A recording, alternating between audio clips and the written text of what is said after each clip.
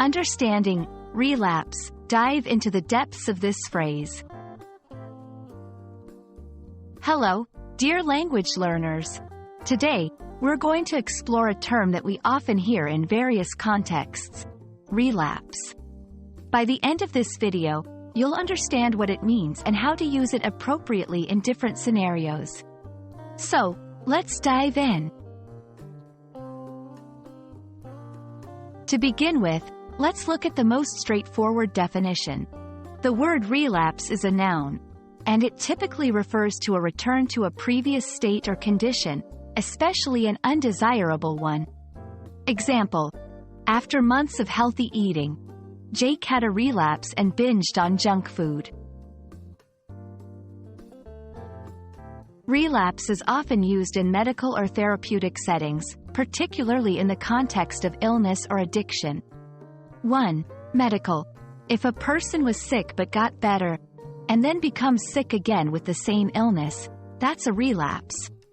2. Example: after recovering from the flu, Susan had a relapse and had to stay in bed for another week.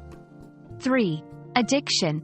In the realm of addiction, whether it's drugs, alcohol, or any other habit, a relapse means returning to that habit after a period of abstaining or recovery. 4. Example: after 2 years of sobriety, Mark had a relapse and drank alcohol at the party. Apart from being a noun, relapse can also be a verb.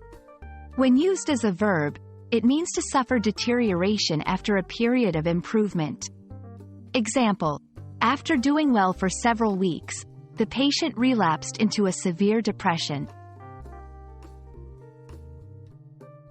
Knowing synonyms can deepen your understanding and enrich your vocabulary.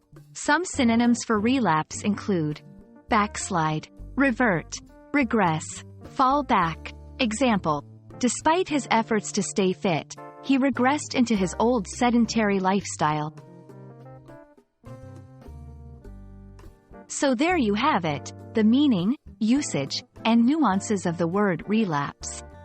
Language is an ever-evolving entity, and understanding the depth of a word can truly elevate your communication skills. We hope this video sheds light on the term and aids you in your journey of English mastery.